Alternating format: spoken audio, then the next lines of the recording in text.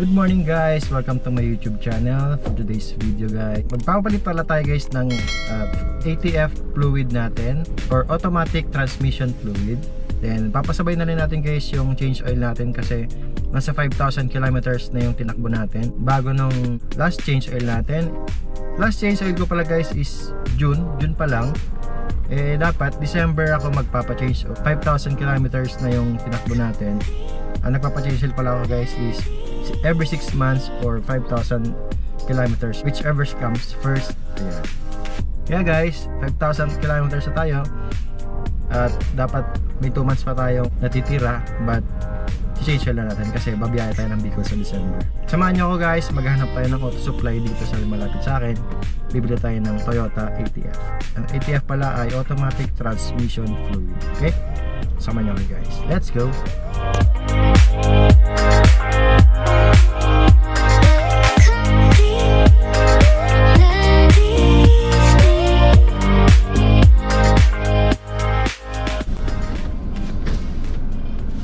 So yan na guys, nakabili na tayo ng ATF. 3 litro nga pala guys yung binili natin. Ayan. Sa mga nagtatanong guys ng pwede sa Toyota Wigo natin, ito yung bibili mo, ATF Type T4. Okay? Ito pala guys yung ano niya, tsura ng ATF Type T4.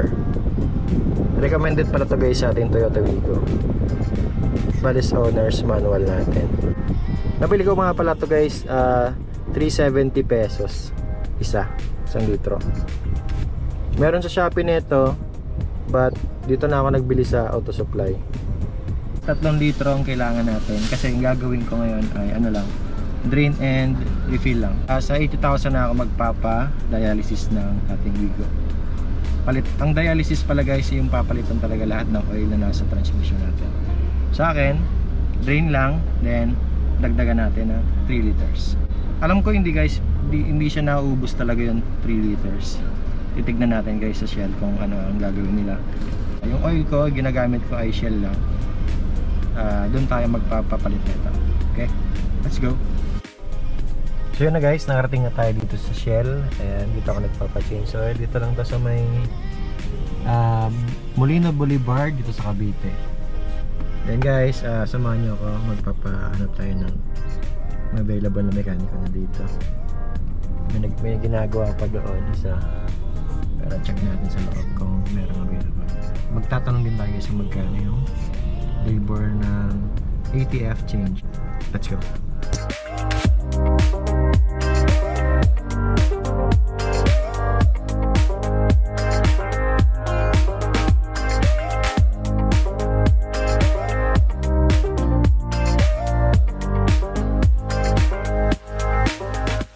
So yun na guys, ito yung kakabit natin dito sa atin. Semi-synthetic to, Shell HX7 5WD-40. 3 liters lang, saka may kasama na siyang filter.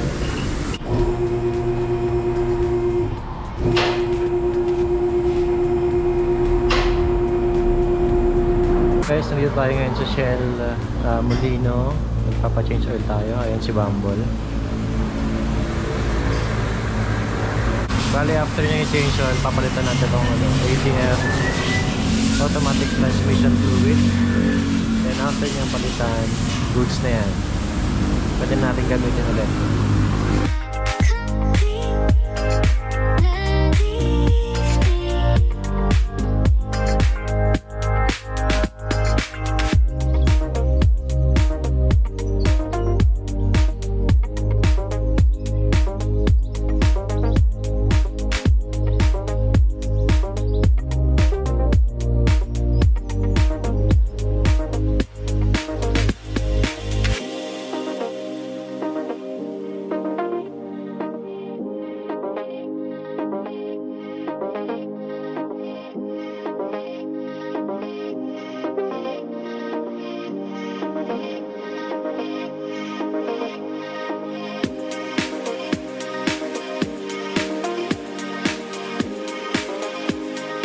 So yun na guys, tapos na natin ipa-change oil and change automatic transmission fluid yung ating sasakyan. And this is Toyota Wigo sa mga may balak dyang mag change oil and change ng ATF. Yung mileage ko pala ay nasa 50,500 yung mileage natin.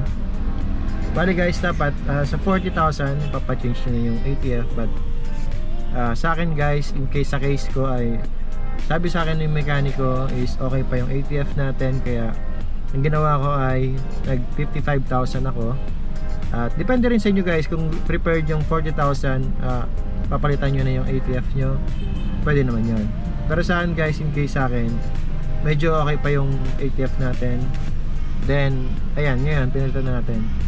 Bali, next ATF natin guys is 80,000 kilometers. Papalit tayo na ATF filter, then pwede natin ipa-dialysis to.